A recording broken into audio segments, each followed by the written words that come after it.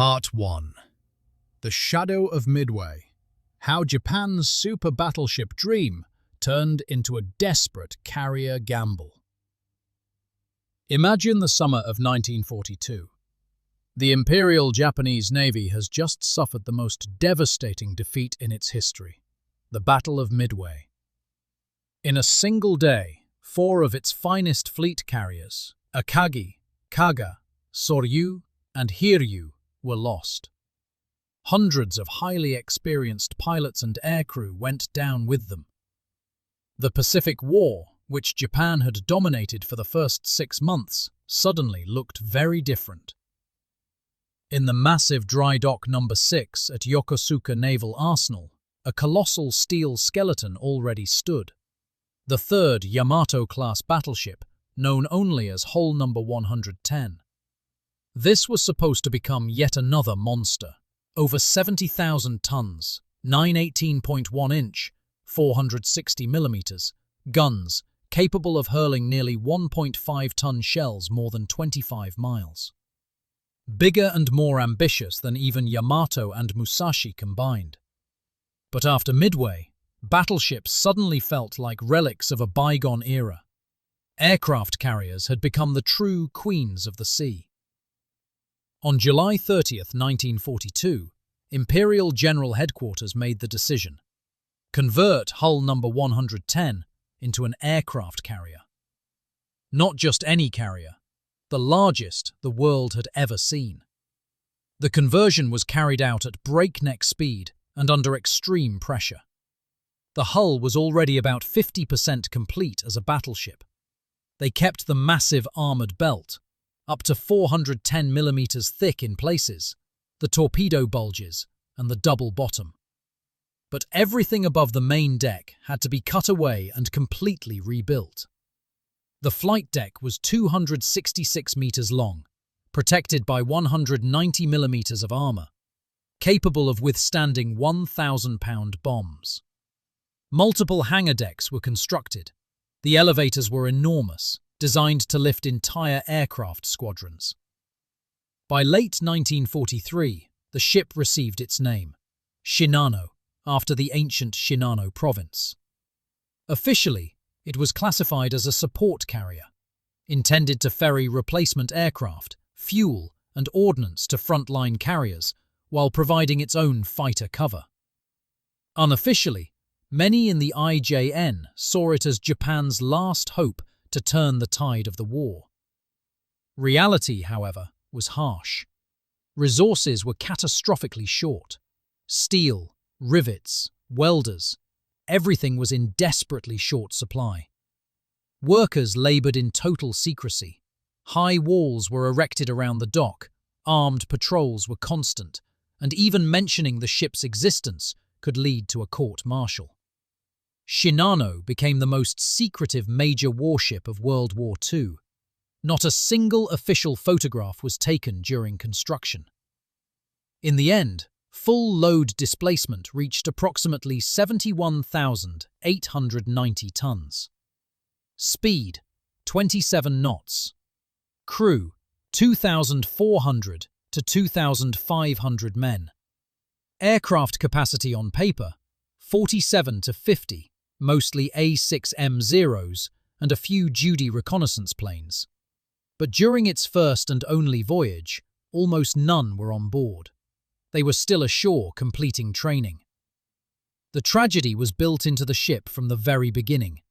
Watertight integrity was seriously compromised. Many bulkheads and watertight doors were never installed.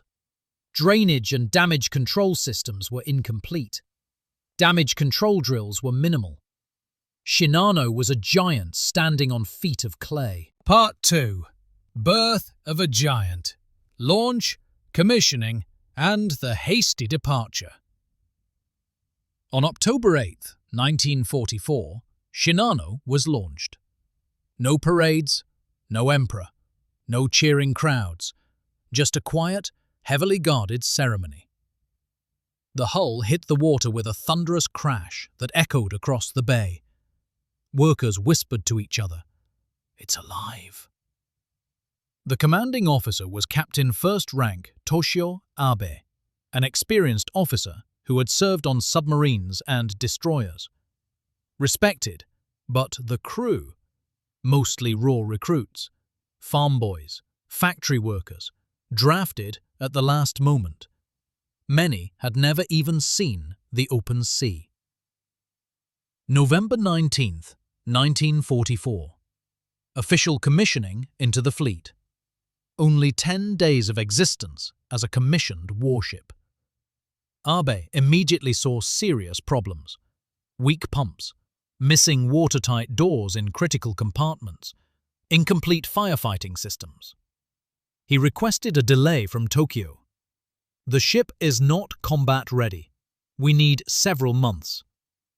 The response from Combined Fleet Headquarters was categorical. No. American B-29s were bombing Japanese cities. Yokosuka could be hit at any moment. The order was clear. Proceed immediately to Kure. There, in the safer waters of the inland sea, final fitting out would take place. Abe had no choice. On the evening of November 28, 1944, Shinano slipped her moorings. Escort: 3 battle-tested destroyers, Isokaze, Yukikaze, and Hamakaze. Course: southwest along the coast of Honshu, then into the open ocean. Speed: 20 knots. Night fell quickly. On board, 2,515 people, including 32 civilian dockyard technicians still completing last-minute work. No air group, no strike aircraft, only hopes and haste. At the same time, 240 kilometers southwest of Tokyo Bay, the American fleet submarine USS Archerfish, SS 311, lay in wait. Her commander, Commander Joseph F. Enright, 5th War Patrol. Enright, a West Point graduate, intense and methodical. He had previously been relieved of command for lack of results. This patrol was his last chance for redemption. Archerfish had been on lifeguard duty for B-29 raids, but those missions were cancelled on November 11th. Enright received freedom to hunt. The crew was tired but well-trained. The new SJ surface search radar performed flawlessly. Part 3. The hunt begins. 6 hours of cat and mouse. November 28, 1944, 2048 local time. Archerfish's radar picks up a huge contact. Speed 20 knots, course southwest, zigzagging. Classic anti-submarine evasion pattern. Enright climbs to the bridge and raises his binoculars. "My God," he mutters, "that's an aircraft carrier. And it's enormous." For the next 6 hours, the submarine runs on the surface at 19 knots, its maximum on diesels. Archerfish trails the giant like a wolf behind an elephant. Enright later wrote in his patrol report and in the book Shinano, "Your island is moving at 20 knots." On board Shinano, lookouts peer into the darkness. Nothing. Their primitive radars are blinded by sea clutter and weather. Abe is confident. They are alone. At 2:56, Shinano makes a sharp turn to starboard, heading almost due south, straight toward Archerfish's position. Enright realizes this is the moment. "Dive! Battle stations!" The submarine slips under, then rises to periscope depth. Enright raises the scope. In the moonlight, a colossal silhouette. The towering island superstructure, the endless flight deck. "This is the biggest thing I've ever seen in my life," he whispers. Identification. Probably a converted heavy carrier, possibly Shokaku-class or larger. No one outside Japan knows it is Shinano. the Empire's best-kept secret. Range closes rapidly. 0305. Make all tubes ready. 6 Mark 14-3. Torpedoes, set to run shallow, 10 feet/3 meters, to strike above the anti-torpedo bulges. 0316.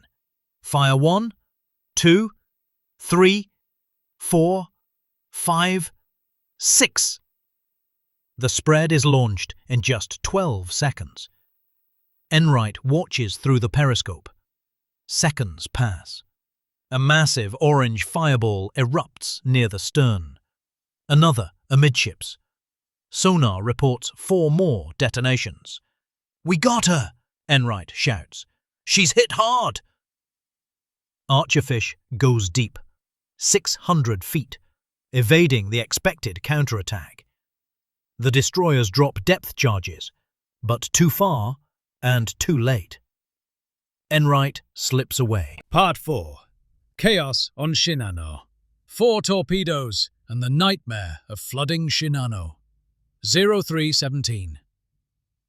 4 torpedoes strike home. Starboard quarter, near empty aviation gasoline tanks and refrigerated spaces. Dozens of sleeping engineers are killed instantly. Starboard engine room, main machinery spaces flood. Starboard boiler room, number 3, steam lines rupture, scalding the watch alive. Forward machinery spaces, compounding the damage. Water pours in thousands of tons per minute. The ship takes a 10-degree list to starboard almost immediately. Abe orders counterflooding on the port side, but the pumps cannot keep up. Many watertight doors are still open for ventilation, a peacetime habit that proved fatal. The crew rushes to close them. Too late. Damage control parties fight in darkness. Lights flicker and die in flooded compartments. Men drown at their stations in the engine rooms. 4 o'clock. List reaches 15 degrees. Abe orders all remaining watertight doors sealed. The pumps fail completely. The list continues to grow. The escorting destroyers circle, flashing signal lamps. "Do you need assistance?" Abe replies, "Negative. Keep clear." By dawn, the list is 20 degrees.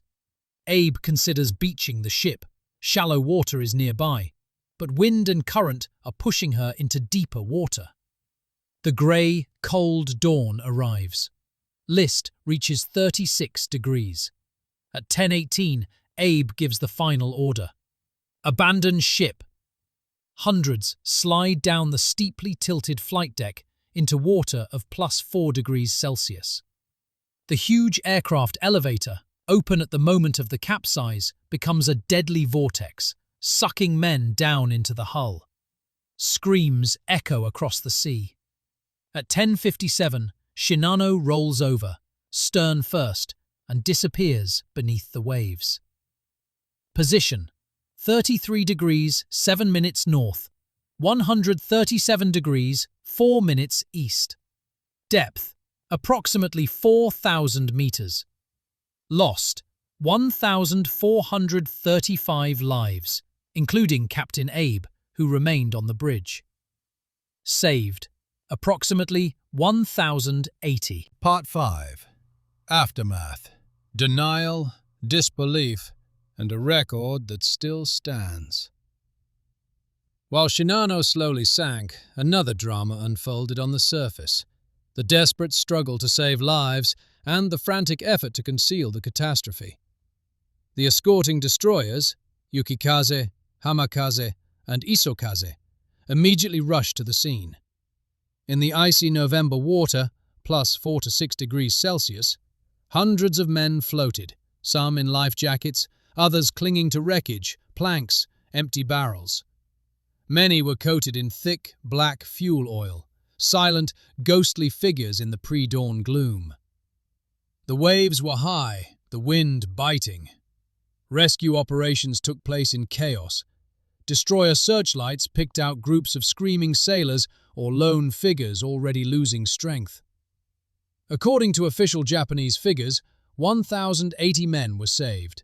55 officers, 993 petty officers and sailors, plus 32 civilian technicians.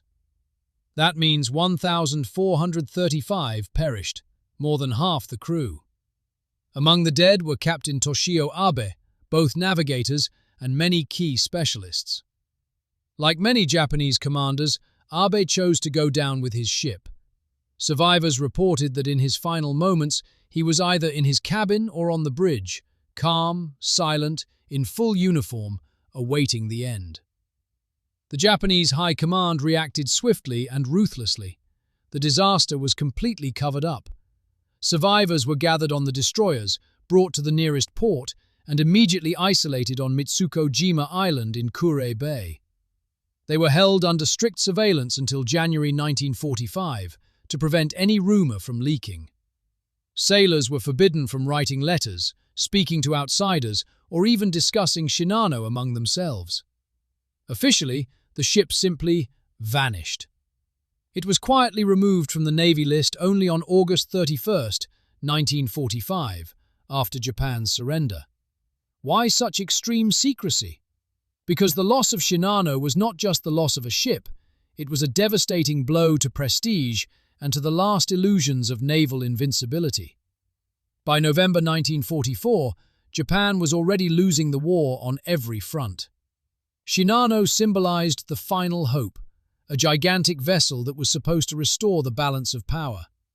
Its sinking on the 10th day of service, without firing a single shot, without launching a single aircraft, was a death sentence for the entire late-war strategy of the Imperial Japanese Navy. From the American side, the story looked very different, and strangely almost comical. USS Archerfish surfaced at dawn on November 29th. Commander Joseph Enright filed his report. Sunk large aircraft carrier, probably Hio-class or similar, estimated 28,000 tons. 2 hits observed visually, 4 detonations heard on sonar. Naval intelligence in the Pacific was skeptical. No one believed that Japan still had a 70,000-ton carrier in late 1944, let alone a secret one. Enright was credited with sinking a conventional light carrier. The crew was disappointed. After such a tense chase, only 28,000 tons? Only after the war, when Americans gained access to Japanese archives and deciphered the radio message of November 29, 1944, Shinano sunk, did the truth emerge. Enright and Archerfish instantly became legends. The commander received the Navy Cross, one of the highest U.S. Navy decorations. The boat was awarded the Presidential Unit Citation, a collective honor for extraordinary achievement. And Shinano entered history as the largest warship ever sunk by a submarine, a record that still stands today. Even in the age of nuclear submarines and missiles, no one has surpassed it. Post-war interrogations of surviving Japanese sailors conducted by the United States Technical Mission to Japan confirmed the 4 torpedoes struck precisely the most vulnerable points. The first in the stern compartments, the second in the engine room, the third in boiler room number 3, killing the entire watch, the fourth in the compressor room and anti-aircraft ammunition magazines. It was precisely because of the incomplete construction, open bulkheads, missing doors, weak pumps, that the flooding spread so rapidly. Interesting detail. In his book Shinano, 1987, Enright describes the moment he first saw the silhouette. "Your island is moving at 20 knots, someone joked on the bridge. The crew laughed nervously. They knew that if the destroyers spotted them, depth charges would turn Archerfish into scrap metal. But Enright took the risk, and won. Today, Guinness officially recognizes the record. Largest warship sunk by a submarine.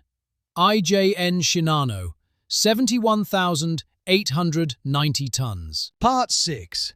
Myths, what-ifs, and little-known details. Over time, a large number of myths, both romantic and absurd, have grown up around Shinano. Myth number 1. Shinano was unsinkable. No. Her flight deck armor, 190mm, and belt armor, up to 410mm, were indeed impressive. But this was battleship-grade protection, not proper torpedo defense for a carrier. The anti-torpedo bulges were designed against older, smaller warheads. The Mark 14 torpedoes, carrying 270 kilograms of torpex, easily defeated them. Moreover, the ship was unfinished. Post-war experts estimated that watertight integrity was only 60 to 70% of the intended design. Myth number 2. If she had reached Kure, she would have changed the war. Highly unlikely. Even in Kure, she would have required months of additional work. Her air group was not ready. The pilots were still training. By 1945, the Americans dominated the air completely. Hundreds of carrier aircraft against Shinano's 47 to 50 planes. At best, she could have served as a transport for aircraft or a floating anti-aircraft battery, but she would not have reversed the course of the war. Myth number 3. Abe deliberately chose not to beach her. There is evidence that Abe considered running the ship aground near Ushio Cape. The water there was shallow. However, wind and current kept pushing her into deeper water. Attempts to tow her by the destroyers failed. The cables snapped under the weight of the 70,000-ton hull with a severe list. Abe decided not to take the risk. He preferred to keep the ship out of enemy hands. Little-known facts. On board were 6 Shinyo explosive motorboats and 50 Oka rocket-powered manned bombs. They were cargo, not operational weapons. None were offloaded. The destroyer Yukikaze, one of the escorts, became a true legend. She survived the entire war, participated in dozens of battles, and was never seriously damaged. After the war, she served in the Chinese Navy under the name Tan Yan. Before this patrol, Enright was considered a failure. His previous command had been relieved for lack of success. This patrol was his last chance. After sinking Shinano, his career took off rapidly. Shinano had the thickest armoured flight deck of any World War II aircraft carrier, 190mm. This made her highly resistant to bombs, but useless against underwater attack. Construction cost, approximately 200 million yen, an enormous sum for a nation at war. Most of that investment was lost forever. Another curious detail. After the war, Robert Ballard, the man who discovered the Titanic, wanted to survey Shinano's wreck, but the Japanese government forbade it. The site is still considered a military war grave. Legacy. What Shinano really teaches us. Shinano is not just a ship. It is a metaphor for the end of an era. She was born from the defeat at Midway, when Japan realized that battleships had lost to aircraft carriers. Converting the third Yamato hull into a supercarrier was an act of desperation. If we cannot build new ships, we will remake what we already have. But haste, secrecy, and resource shortages made her fatally vulnerable.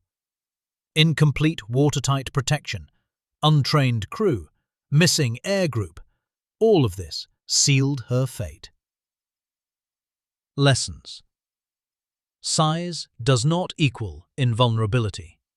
Even 72,000 tons and 190mm deck armor could not save her from 4 torpedoes. Secrecy can kill. Shinano was hidden so thoroughly that even her own navy did not know how to handle her properly. War is always a compromise. Japan sacrificed quality for quantity and speed. Submarines changed naval warfare forever. 80 men in one small boat sank a ship that carried 30 times more people. Today, Shinano lies at a depth of 4,000 meters, the deepest and largest underwater monument of World War II. She has not been found, and most likely never will be fully explored. The Japanese consider the site a war grave. But the story lives on, in Enright's book, in animations, in memorials. It reminds us that even the grandest plans can collapse from a single, well-executed attack, and that war forgives no mistakes.